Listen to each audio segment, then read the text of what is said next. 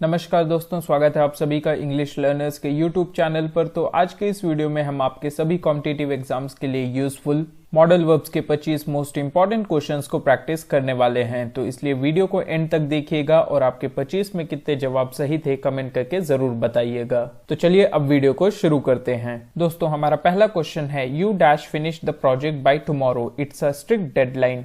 यानी कि आपको ये प्रोजेक्ट किसी भी हाल में कल तक पूरा करना पड़ेगा, क्योंकि क्या है, क्योंकि ये एक स्ट्रिक्ट डेडलाइन है।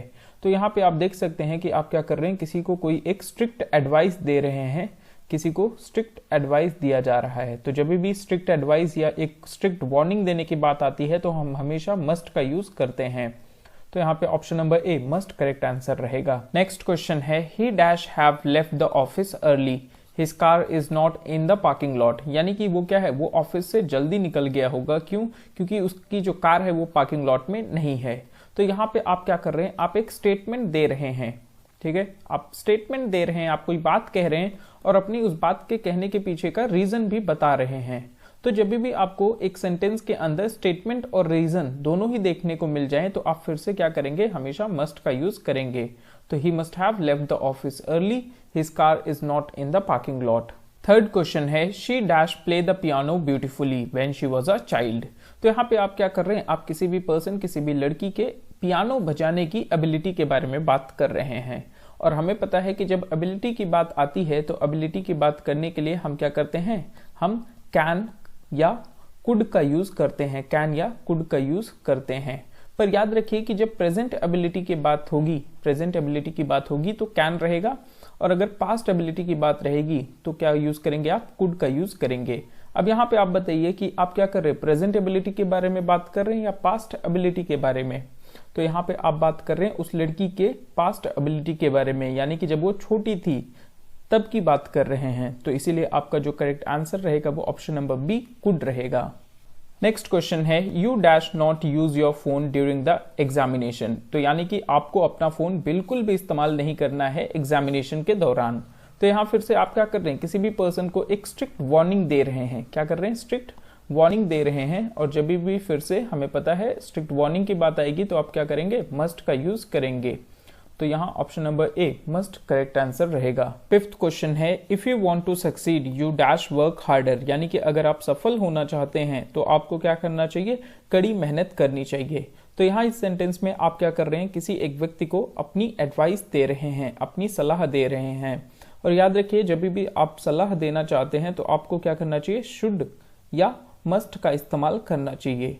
पर यहाँ पे अगर आप देखेंगे तो ये चारों ऑप्शंस में से हमें शुड नहीं दिया हुआ है, हमें केवल एक ऑप्शन मस्ट दिया हुआ है। तो यहाँ ऑप्शन नंबर ए मस्ट फिर से करेक्ट आंसर हो जाएगा। सिक्स्थ क्वेश्चन है this road is closed you dash take an alternate route. यानी कि ये रास्ता क्या है, बंद है, और इसीलिए आपको क्या करना पड़ेगा, एक दूसरा ही अल्टरनेट रूट लेना पड़ेगा। तो यहाँ पे क्या है, अगर आप देखेंगे तो हमें पता चलता है कि दूसरा रास्ता लेना क्या है, हमारे लिए काफी ज्यादा जरूरी हो गया है। यानी कि इस सेंटेंस में आपको एक स्ट्रॉन्ग नेसेसिटी देखने को मिलेगा। और जब भी स्ट्रॉन्ग नेसेसिटी की बात आती है तो हम फिर से क्या करते हैं, मस्ट का यूज करते हैं। तो यहाँ option number B must correct answer होगा। सेवेंथ क्वेश्चन है dash I get some water. यानी कि अगर आप देखेंगे तो आप क्या कर रहे हैं, इस सेंटेंस में रिक्वेस्ट कर रहे हैं, सामने वाले से क्या कर रहे हैं, रिक्वेस्ट कर रहे हैं कि वो आपको क्या करे, एक गिलास पानी या कुछ पानी ला करके दे दे। तो यहाँ पे क्या हो रहा है, आप रिक्वेस्ट कर रहे हैं, और जब भी रिक्वेस्ट करने की बात आती है तो हमेशा क्या यूज होता है, मे या कैन का यूज होता है। अब यहाँ पे ये समझिए कि अगर फॉर्मल सिचुएशन है तो आप मे का यूज करेंगे, और अगर इनफॉर्मल सिचुएशन है तो आप क्या करेंगे, कैन का यूज करेंगे। तो यहाँ पे जो है आपका ऑप्शन नंबर ए और ऑप्शन नंबर सी ये दोनों ही आपके करेक्ट आंसर हो सकते हैं। एथ क्वेश्चन है they dash be on vacation because their house is completely dark. यानी कि वो क्या है, वो वेकेशन पे होंगे क्योंकि उनका जो घर है वो पूरी तरह से डार्क है। तो यहाँ पे आप क्या कर रहे हैं, आप अपनी कोई बात कह रहे हैं, आप एक स्टेटमेंट दे रहे हैं और अपने इस बात को कहने के पीछे का रीजन भी बता रहे हैं। तो अभी आपको बताया गया है कि जब भी स्टेटमेंट और रीजन दोनों साथ साथ आते हैं तो हमेशा किसका यूज होता है, मस्ट का यूज होता है। तो यहाँ पे ऑप्शन नंबर सी फिर से मस्ट करेक्ट आंसर होगा। नाइन्थ क्वेश्चन है you dash apologise to her for your behaviour. यानी कि आपको क्या करना चाहिए, आपको अपने बिहेवियर के लिए उससे अपोलोजाइज यानी माफी मांगनी चाहिए। अब यहाँ पे अगर आप देखें तो आपको क्या पता चलेगा कि इस सेंटेंस में आप क्या कर रहे हैं, सामने वाले को एडवाइस दे रहे हैं। और एडवाइस देने के लिए आपको पता है कि क्या यूज होता है, शुड का यूज होता है या फिर मस्ट का यूज होता है। तो यहाँ पे हमारे चारों ऑप्शंस में से कहीं पे मस्ट तो दिया हुआ नहीं है, इसलिए यहाँ पे जो आपका ये चारों ऑप्शंस में से करेक्ट आंसर रहेगा वो ऑप्शन नंबर डी शुड रहेगा। 10th क्वेश्चन है you dash leave early if you are not feeling well, यानी कि अगर आप सही महसूस नहीं कर रहे हैं तो आप क्या कर सकते हैं, आप जल्दी जा सकते हैं। तो यहाँ पे फिर से क्या हो रहा है, आप सामने वाले को परमिशन दे रहे हैं। और याद रखिए परमिशन देने के लिए फिर से दोनों मे और कैन दोनों का यूज हो सकता है, पर फिर से अगर फॉर्मल सिचुएशन है तो आप मे का यूज करेंगे, और अगर इनफॉर्मल सिचुएशन है, इनफॉर्मली आपको परमिशन देना है तो आप कैन का यूज करेंगे। तो यहाँ पे मे तो दिया हुआ नहीं है, इसीलिए आपका जो करेक्ट आंसर हो जाएगा वो ऑप्शन नंबर सी हो जाएगा। 11th क्वेश्चन है he dash be the one who broke the vase because he was in the room at that time, यानी कि ये वही बंदा होगा जिसने क्या है, जिसने इस वॉस को तोड़ा है, क्योंकि वो उस रूम में उस टाइम पे क्या है, मौजूद था। तो यहाँ पे अगर आप देखेंगे तो आप क्या है, अपनी कोई बात कह रहे हैं, आप एक स्टेटमेंट दे रहे हैं, और अपनी उस बात के पीछे, अपने उस स्टेटमेंट के पीछे का क्या है, रीजन भी बता रहे हैं ना, कि उसने ही वास तोड़ा है। अब इसके पीछे का आप रीजन क्या दे रहे हैं, कि वो उस समय उस रूम में मौजूद था। तो यहाँ जब भी स्टेटमेंट और रीजन दोनों एक साथ आते हैं तो आप हमेशा क्या करते हैं, मस्ट का यूज करते हैं। पर यहाँ पे अगर आप देखें तो आपके चारों ऑप्शंस में से किसी ऑप्शन में मस्ट दिया हुआ नहीं है। तो यहाँ पे आप क्या करिए, और एक ऑप्शन ले लीजिए, ऑप्शन नंबर ई। तो यहाँ पे आपका जो करेक्ट आंसर रहेगा वो ऑप्शन नंबर ई मस्ट रहेगा। 12th क्वेश्चन है you dash take an umbrella it's going to rain, यानी कि आपको क्या करना चाहिए, आपको छाता ले लेना चाहिए, बिकॉज क्या है, बारिश होने वाली है। तो यहाँ पे क्या है, अगर आप देखेंगे तो आप सामने वाले को क्या कर रहे हैं, एडवाइस दे रहे हैं, एक जनरल एडवाइस दे रहे हैं। तो जब भी एक जनरल एडवाइस देने की बात आती है तो आप क्या करते हैं, फिर से शुड का यूज करते हैं। पर अगर स्ट्रिक्ट एडवाइस देना चाहते हैं, अगर आप एक स्ट्रिक्ट एडवाइस देना चाहते हैं तो आप क्या करेंगे, मस्ट का यूज करेंगे।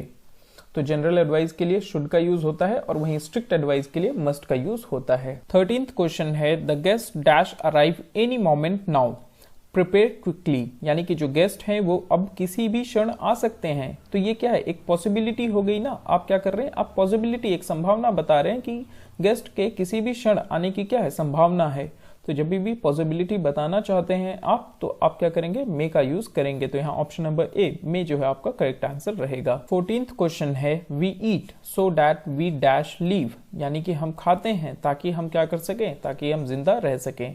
तो यहाँ पे आप क्या कर रहे हैं, आप बता रहे हैं कि आप कोई काम करते हैं, आप कोई वर्क करते हैं, और उस काम के पीछे का क्या कर रहे हैं, पर्पस बता रहे हैं कि वो काम किस पर्पस, किस उद्देश्य से किया जा रहा है।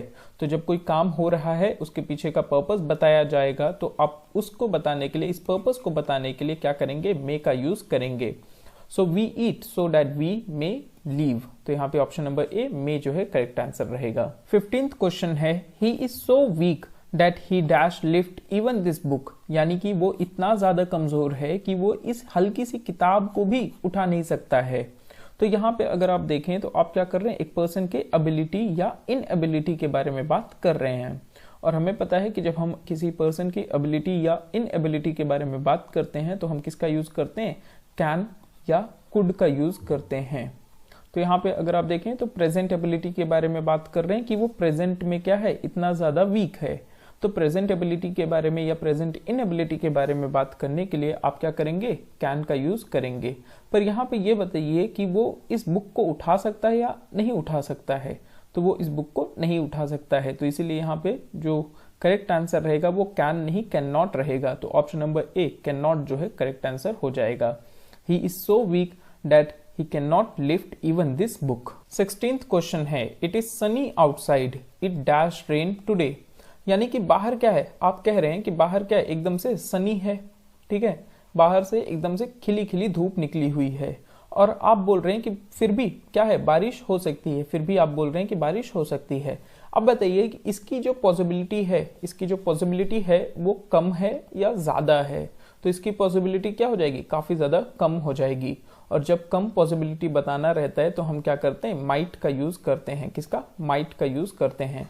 और ज़्यादा पॉसिबिलिटी बताने के लिए हम किसका यूज़ करते हैं, मे का यूज़ करते हैं। तो अगर किसी काम के होने की संभावना कम है तो माइट यूज़ करेंगे, और ज़्यादा अगर संभावना नज़र आती है तो मे का यूज़ करेंगे। तो यहाँ इस सेंटेंस में जो करेक्ट आंसर रहेगा वो ऑप्शन नंबर डी, माइट रहेगा। 17th क्वेश्चन है, she came so that she dash meet me, यानी कि वो आई किस पर्पज से आई, मतलब यहाँ पे फिर से अगर आप देखें तो क्या है, कोई काम हो रहा है, उसके आने का काम हुआ। अब वो इस आने के काम को किस पर्पज से कर रही है, वो मुझसे मिलने के पर्पज से कर रही है। वो आई ताकि वो मुझसे मिल सके। तो यहाँ पे फिर से काम दिया गया है, उसके पीछे का पर्पस बताना है। तो पर्पस बताने के लिए आप क्या करते हैं, मे का यूज करते हैं। पर यहाँ पे अगर आप देखेंगे तो हमारा जो पहला फ्रेज है, पहला जो हमारा क्लॉज है वो किस में है, पास्ट टेंस में दिया हुआ है, राइट। और जब भी पहला क्लॉज पास्ट टेंस में है तो हमारा जो अगला क्लॉज है वो भी किस में होना चाहिए, पास्ट टेंस में ही होना चाहिए। तो यहाँ पे आप मे ना लिख करके मे का पास्ट फॉर्म माइट लिखेंगे। सो यहाँ पे correct answer option number D, might रहेगा। 18th क्वेश्चन है, you dash watch this video till the end, यानी कि आपको ये वीडियो एंड तक देखना चाहिए। तो ये क्या है, एक एडवाइस दी जा रही है मेरी तरफ से आपको, ठीक है, कि आपको ये वीडियो क्या करना चाहिए, एंड तक देखना चाहिए, क्योंकि ये वीडियो आपके लिए काफी ज्यादा हेल्पफुल साबित होगा। तो यहाँ पे ये बताइए कि अब जब ये एडवाइस दिया जाएगा तो एक जनरल एडवाइस के रूप में मैं ये बात आपसे बोलूंगा, या फिर बहुत ज्यादा स्ट्रिक्ट एडवाइस के रूप में बोलूंगा। तो मैं तो भाई इस बात को काफी ज्यादा जोर देकर के बोलूंगा कि आपको ये वीडियो एंड तक देखना चाहिए। तो इसीलिए आपको पता होगा कि यहाँ पे जब भी एक स्ट्रिक्ट एडवाइस की बात आती है तो हम मस्ट का यूज करते हैं। किसका यूज करते हैं, ऑप्शन नंबर ए, मस्ट का यूज करते हैं। पर जब एक जनरल एडवाइस की बात आती है तो जनरल एडवाइस देने के लिए हम क्या करते हैं, शुड का यूज करते हैं। नेक्स्ट क्वेश्चन है, you dash have looked after the patient, यानी कि आपको उस पेशेंट का ध्यान रखना चाहिए था। पर क्या आपने उस पेशेंट का ध्यान रखा, नहीं रखा। तो यहाँ पे अब क्या हो रहा है, आपको रिग्रेट हो रहा है। क्या हो रहा है, उस बात का रिग्रेट हो रहा है। तो यहाँ पे कोई ऐसा काम जिसको आपको करना चाहिए था पर आपने वो काम नहीं किया, और अगर आपको उसके पीछे अपना रिग्रेट बताना है तो आप क्या करेंगे, ऑप्शन नंबर डी, शुड का यूज करेंगे। So you should have looked after the patient. Next question है, she asked if I dash call her, यानी कि उसने मुझसे पूछा था कि क्या मैं उसे कॉल करूंगा। तो यहाँ पे अगर आप देखें तो क्या बात हो रही है, फ्यूचर की बात हो रही है। किसकी बात हो रही है, कि फ्यूचर में क्या मैं उसे कॉल करूंगा। तो यहाँ पे आप कह सकते हैं कि जो करेक्ट आंसर रहेगा वो विल रहेगा। पर अगर आप देखेंगे तो हमारा जो पहला क्लॉज है वो किस में है, वो आपका पास्ट टेंस में है। और जब भी हमारा पहला क्लॉज पास्ट टेंस में आता है तो आने वाला जो क्लॉज है वो भी किस में होना चाहिए, पास्ट टेंस में होना चाहिए। और अब बताइए कि हम क्या यहाँ पे विल का यूज करेंगे, नहीं, हमें यहाँ अगले क्लॉज में किसका, विल के जगह पे विल का पास्ट फॉर्म जो होता है वुड, उसका यूज करना पड़ेगा। तो यहाँ पे ऑप्शन नंबर डी, वुड जो है आपका करेक्ट आंसर रहेगा। नेक्स्ट क्वेश्चन है, I dash rather fail than copy, यानी कि मैं क्या हो जाऊंगा, मैं कॉपी करने के जगह क्या होना पसंद करूंगा, फेल होना पसंद करूंगा। तो यहाँ पे आप क्या कर रहे हैं, आप अपनी चॉइस बता रहे हैं। क्या बता रहे हैं, चॉइस बता रहे हैं, आप अपना चयन कर रहे हैं। तो जब भी याद रखिए चॉइस बताने की बात होती है तो हम हमेशा क्या करते हैं, वुड का यूज करते हैं। So I would rather fail than copy, correct answer होगा। 23rd क्वेश्चन है, we dash enter the garden it's forbidden, यानी कि हम उस गार्डन में एंट्री नहीं कर सकते हैं। क्यों, क्योंकि उस गार्डन में एंट्री कैसा है, फॉरबिडन है, यानी रेस्ट्रिक्टेड है। तो याद रखिए कभी भी अगर आपको कोई प्रोहिबिशन या रेस्ट्रिक्शन बताना है तो आप क्या करेंगे, मस्ट का यूज करेंगे। और इसीलिए अगर आप देखें तो option number A, must not जो है आपका करेक्ट आंसर हो जाएगा। We must not enter the garden, it's forbidden. 24th question है, you dash not touch my books, यानी कि तुम मेरे इन बुक्स को छूने का साहस भी मत करना। तो यहाँ पे अगर आप देखें तो इस सेंटेंस में आप क्या कर रहे हैं, सामने वाले को चैलेंज कर रहे हैं। क्या कर रहे हैं, चैलेंज कर रहे हैं।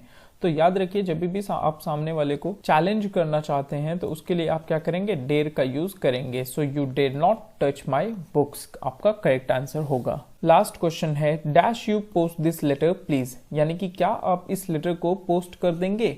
तो यहाँ अगर आप देखें तो सामने वाले से आप क्या कर रहे हैं, फिर से रिक्वेस्ट कर रहे हैं। और कैसा रिक्वेस्ट कर रहे हैं, प्लीज लगा करके, यानी कि पोलाइट रिक्वेस्ट कर रहे हैं। और याद रखिए जब भी पोलाइट रिक्वेस्ट करना है आपको तो आप क्या करेंगे, वुड का यूज करेंगे।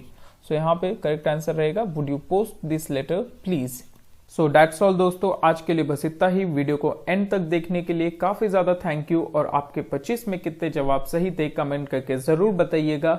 एंड वीडियो को लाइक, शेयर एंड चैनल को सब्सक्राइब करना बिल्कुल ना भूलें। और अगर आपको इस लेक्चर का PDF चाहिए तो डिस्क्रिप्शन में दिए गए टेलीग्राम चैनल के लिंक को यूज करके हमारे टेलीग्राम चैनल को जरूर ज्वाइन कर लें।